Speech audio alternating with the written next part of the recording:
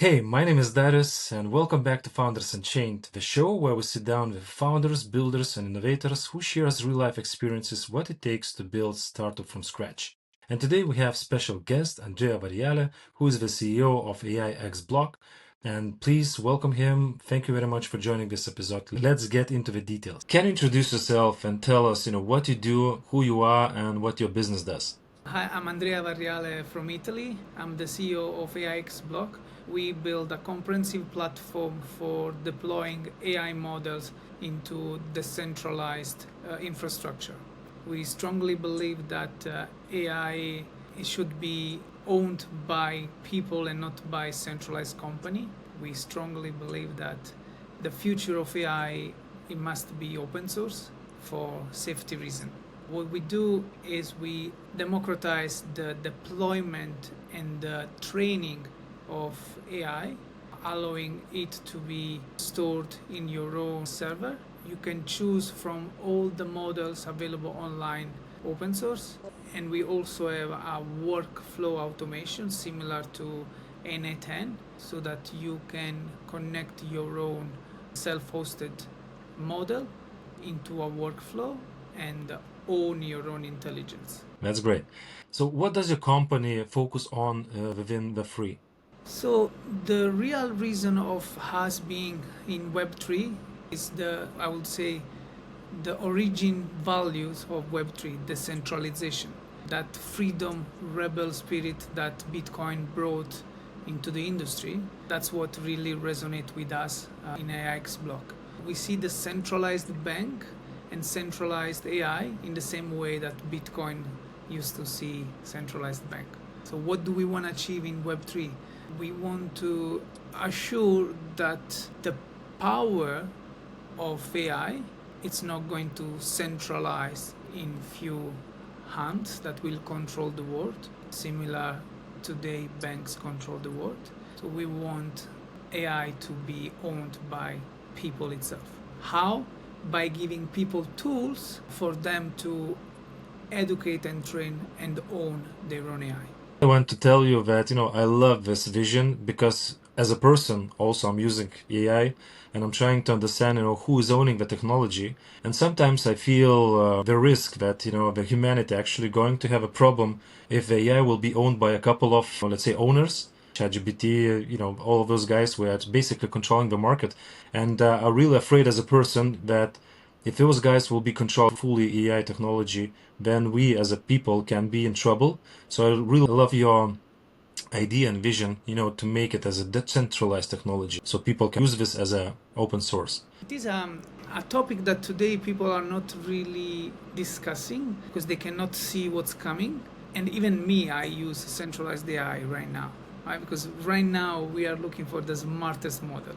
Let's be honest, they are competing, but OpenAI, it's still always one step forward, in my opinion. Sometimes it falls back and Claude AI becomes better, sometimes even Gemini become better, or Grok, but at the end they always release something and they are forward. The reason why I believe OpenAI is dangerous is just the intention of it. It used to be open AI, so open source, and which means no competition, right? So when you are open source, you are not competing, you are collaborating. That's a safe AI, an AI that collaborates with humanity. Non-for-profit used to be a non-for-profit organization, and we know what happened, right? And now it's a for-profit organization.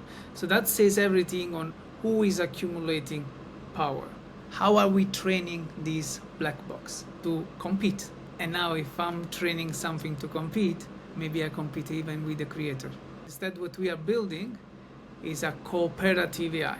So we start with the idea that we are cooperating and collaborating with everyone out there that wants to build something cooperative. I really love this idea, to be honest with you. So I'm really happy also that you joined this episode.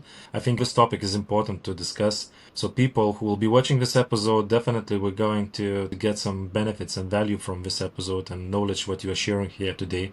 I really would like to understand what is your background, and how you came up to the AI industry. I started to work in the Web3 industry in 2013. not really working. I discovered Bitcoin. I'm curious. I like to search around, and then I discovered this new world. And when I understood the power of Bitcoin, I straight away immersed myself into learning everything about decentralization. Slowly, I saw the upcoming of Ethereum, and that's when I invested. And that was my luck, I need to say. And Ethereum started to explode after 2-3 months that I invested in. So in that moment, I wasn't prepared for what was coming. I felt a lot of value behind the screen, and I was scared that that value disappeared. So I was running to spend that money before it blew up. In reality, instead of saving it, I didn't really. I believed in the technology. I believed in the vision. I had the one problem back in the day: how to spend crypto. And then I always start from the problem. Andrea, I really would like to, touch your background related to the startup grind. So, do you remember how it started, and can you just share experience? Why you decided to build this community, and why it was important for you at that moment? What was the story actually? How you started? So, Startup Grind was founded in Silicon Valley by Derek Anderson. He basically created an event and invited a VC in his house, in his garage, and he started to ask questions and invited a couple of friends. And many people, they came over. And so he thought, oh, this is working. And then he hosted the next event, and then he started to find directors globally that they were coping and hosting event to actually help people before yourself. That's the value of Startup Okay. Grind. Make friends, not contact. Give, do not take. And that's how Startup Grind was created. So when you have a powerful intention, at the end things work out. So I met Startup Grind when I was in Australia, and as soon as I was in the Startup Grind event, I was already applying to become a director. I said, oh, okay, I can bring this concept in Italy. And then I became the director of Startup Grind in Naples, where I come from. And then I've been moving and relocating around the globe. So I've been opening multiple chapters. Malta, when the Malta blockchain and Binance moved to Malta, I was there. Now I'm in Bali. So Startup Grind, it is kind of a family, and we meet once a year all together, all the directors in Silicon Valley, the global conference, which is probably the best conference as a startup to be and to connect with potential customers, investors. So with the Startup Grind in general, we interviewed Sam Altman, Elon Musk, not me directly. So the founder interviewed Elon Musk, Derek Anderson, right? Because there are multiple directors globally. Each of us, we interview different entrepreneurs. We really are the place to be as a startup founder. That's impressive. When he was mentioning Elon Musk, it's amazing, to get those kind of people, on board to discuss and raise the questions to them. Elon Musk is becoming like $1 trillion man. So, at that moment, maybe he was starting some ventures, and he wasn't so famous maybe, but currently, I believe this is a great achievement what you have done with your interview with Elon Musk. Can you share a bit of information about AIX Block? How actually this project was funded? Is it like you was using your own money to start the project, or you got some specific funding from some venture capitals or business angels? How actually it worked at the beginning? Did you bootstrap it, or you got the proper funding? So it started from a DAO, Wow DAO. The founder of AIX Block is Ha Dao. She's from Vietnam. She's a very powerful, knowledgeable female entrepreneur. She founded AIX Block with her own money. She was already a successful entrepreneur from Wow AI, a company that educate AI models. She believed in the same vision of open source AI. She believed that open source AI will outsmart closed source AI. And she called me one day and said, I want to create a comprehensive platform to democratize the deployment of AI, because I want the open source AI to be freed, to be released. And I said, okay, I'm with you, but right now I became a father. It was the beginning of my first early days of being a father.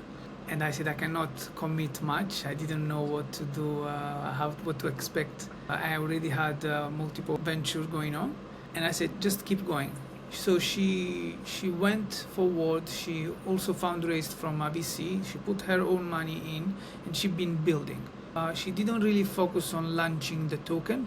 She said, let me first build the technology and deliver value, bring customers on board, and then after we think about the token. And that's where we are. So for the last 2 years, we've been building technologies, and now we are onboarding customers. And we see also the market validation. We see more and more companies coming on board, and that's where we are at this stage. Validated the Okay. market, a product that is selling, and we are scaling up. Every single startup, when we do business, it's impossible to do business without struggle. It's always going to be challenges. So can you tell me what were the biggest challenges, what you faced actually? If you are focusing on the narrative and the hype, you can get a bit distracted, because let's say at some point you say, okay, now let's launch the token, but now if we launch the token, we should have this narrative, and then the narrative changed, right? And so we realized that we kind of got lost a little bit into the narrative side. I speak for myself. While I was just delivering the product and building the product, from myself I was kind of looking for the right messaging, and I understood that's a mistake. In reality, we should just stick with the plan, stick with a vision. If we believe that the product that we are building it's solving an issue, especially a planetary issue, you just need to continue to build and find customers and find a way to bring customers in. I agree with you that, the narratives are always changing. Find the idea and that can look very nice and good idea, but after a couple of days or even weeks, you can see that there are a bunch of new companies coming and building the same, thing. And after 1 month or 2 months, actually, this narrative can be old enough to start working on that idea. So I noticed that the biggest crypto companies who are actually successful, we not losing their focus, but trying to be very focused to what we do, and not just only for months, but for years. Andrea, can you tell me how long actually it took you to build the product, with AIX Block until you started to generate revenue? 2 years. We've been building the product for the last 2 years before revenue. So basically, people who will be building something in AI or similar projects like yours, we need to keep in mind that it's not an easy way to start generating revenue. You need to actually invest a lot of time and effort building a product itself. It depends. It depends on the business model. It depends on the road. So we've been focusing on creating a new infrastructure. So that takes time to build, to really get the product market fit. But if you just connect your own API, today you can be profitable overnight. Actually, sometimes I Okay. even suggest just sell first and then build. Depends on the road, right? Because I was already profitable with her own business, she, out of passion, she decided to invest her own money and time to build this infrastructure, which it takes long to actually be ready for the market. Okay. I'm just curious to understand how big your team is currently. The technical team, we are around 20 people for now. This AI market is oversaturated. Speaking about the competition, or competitive companies in the market, what do you think? What is your secret sauce, comparing with other companies? Cooperation. If you're not going into the market to compete, you don't really have a competition. If you go into the market to cooperate, you will always find people who wants to cooperate. And when you unite, you generate value. I really appreciate that you share this, the framework of thinking. I really love the way how you think. In my episode or in my videos, I'm also trying to share the same values as you do right now. As you say, you don't need to compete, you need to cooperate. So I really strong believer that cooperation is always the answer. Competing, you're just wasting a lot of effort and time, basically fighting with each other instead of building something together that can work for all the parties in the market. I know at the end you only compete to gain other people customers, but in reality there are so many users that we can serve. Just focus on the users that it's not served. Find some partners that they need you to serve that users, and everybody win. Especially in this fresh market AI, it's a blue ocean. There's so many users that needs to be served. Yeah, I agree 100%. Andrea, why do you think most startups fail, and what separates the ones that survive? I think the main reason of startups to fail is team dynamic. Sometimes pride, ego comes in between founders, and when there is not any more mutual respect, the project will never go nowhere. What separates between teams that succeed and teams that don't? Leadership, I think, is the main thing, and the foundation of a team that succeeds is so important. So how you set the culture in the beginning, it defines the outcome of a company. Because at the end we are, let's compare us with the agents, right? So we are biological agents, but we have a lot of emotions, and if that emotions are not really in synchronicity with the entire system, they create chaos. So paying attention on other people's emotions, it's very important for a company to move forward. And if the founder or the leader of that company doesn't really care to bring that vision forward, the vision will never go out. It's hard. It's really hard at the end. There are many moments that you just want to give up. But if you have the mindset of never ever give up, and you already know that your vision is deployed, the problems that you have in front of you, they are only obstacles to make you stronger. So a startup that succeed, it's a team that doesn't stop, doesn't give up. I agree 100%. If you are stopping, then you are failing. If you are not stopping, you are not failing. So to keep moving, to go forward, it's so important. Team, this is the main asset of a company, and you should structure the right team from the beginning to make sure that you have all the competencies in place. Just to push this forward. I really like the way how you think. And I think, all the CEOs supposed to have the same mentality and the same mindset, as you do. And everything will be okay then in the market. The CEOs coming to me or founders were coming to me and we say, look, I need millions tomorrow, right? Just to start the project. And I said, what is the vision? And majority of the guys, we cannot even explain what we're trying to build here and what is the reason why we do this. And in my understanding, the successful startups, we can be successful only if you have clear vision, and that vision is related to value what you can bring to the community, to the market. And if you are building something without creating value for the people, it's not going to work in the long term. I also had experience building my startups previously, many businesses, and I know that sometimes doing business it's really hard, and sometimes it puts you on a high pressure. So I'm just curious to understand how you find your ways, how to remove the stress, how to refresh yourself, and how to get the energy, just to start another day.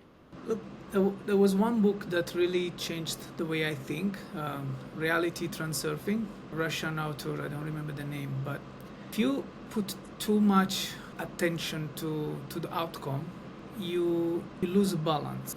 You just need to wake up and focus on now. You need to have a vision. You know why you are doing something. You have a clear vision of what you are doing and why you are doing it. Does it feel aligned with your own body, your own cells? Because in reality, if you pay attention to your body is telling you, yes, that's the direction. You feel excited about a vision. And if you Yeah. always follow the excitement, it becomes fun. Every problem that comes to you, it's part of your experience. In reality, we are biological calculators. We need to solve problems. Now, if you don't choose your own problem, life will give you problem to solve anyway, because that's what you need to do. You need to process problems. So I choose the problem that I like to solve, and I have a fun in the process itself. It's hard, but at the end, it's like when you go to gym, it's hard to lift some weight, but in the first place, you are going into the gym because you want to feel that weight, right? Definitely, sport helps, but choosing the right problem, it helps even more. You choose the right people to work with, you choose the right mission, you feel aligned with what you are doing, and it's become, even if it's hard, in reality it's fun. Much harder if you are doing something that you don't love, and if you are doing something that it's not what you are meant to do. Okay. As a business person, how you validate the idea? I believe you are not going to, build the startups from scratch straightforward. Before that you do analysis and trying to understand is that ideas, may have market fit. So do you have any specific criteria for the new ideas, what you have in your mind or people are sharing with you, how to validate it and how to check is that idea can be good and it's worth to spend your time working on that problem? Yeah, you just sell it. Especially today with AI, just create a landing page with a lovable, explain the problem, start to send the message out to as many people as possible, potential customer, the target persona. If nobody cares, if nobody reply your messages, it's not validated. If people reply your messages and they want to know more, that's already a sign. But if they don't buy, you need to change a little bit. When they buy, you validate it. And then you let them pay you, okay? You stop, say, sorry, I'm not ready, get the money back, and you have a validated product. And now you build. It's a good actually strategy, try to sell the idea first before you build. And, I really like it. Andrea, what keeps you motivated when things is not going as planned? I think my kids, my wife, like Nice, at the nice end, one. you need to make them, you need to make things work, no matter what. They need to work. You can't go home and say, sorry, things didn't work. It doesn't, it's impossible. Good answer. If you could share one piece of advice, for the people who are starting or thinking about starting the business, what advice you would give them? Follow your excitement with integrity. You will always end up in the best place for yourself, even if you fail. But you were following your excitement, you are going forward. You earned. Maybe you didn't earn monetary numbers in a centralized data center, one more zero in a centralized data center, but 100% you learned the lesson that you meant to learn in life. It's amazing advice. You need to have energy and power within you, just to do the things with the maximum motivation and excitement. This is something what can, keep you motivated a lot. So I agree with that 100%. Really appreciate that you spend this time with me, sharing your experience, sharing your mindset and your attitude. I will keep some of the things for myself also to consider and to rethink about the things. And for me, it's very beneficial. And I hope for the people who will be watching this episode also will be very beneficial. So thanks a lot for your time. And Andrea, I hope we're going to meet again and again in the future. Same. Thank you so much, and for sure we are going to meet. And yeah, I told you the mission, I told you the vision. Let's see where it goes. Thank you so much for creating this space and for giving me the opportunity to share my story. I really appreciate you doing an amazing job. That's very valuable. We're here to support.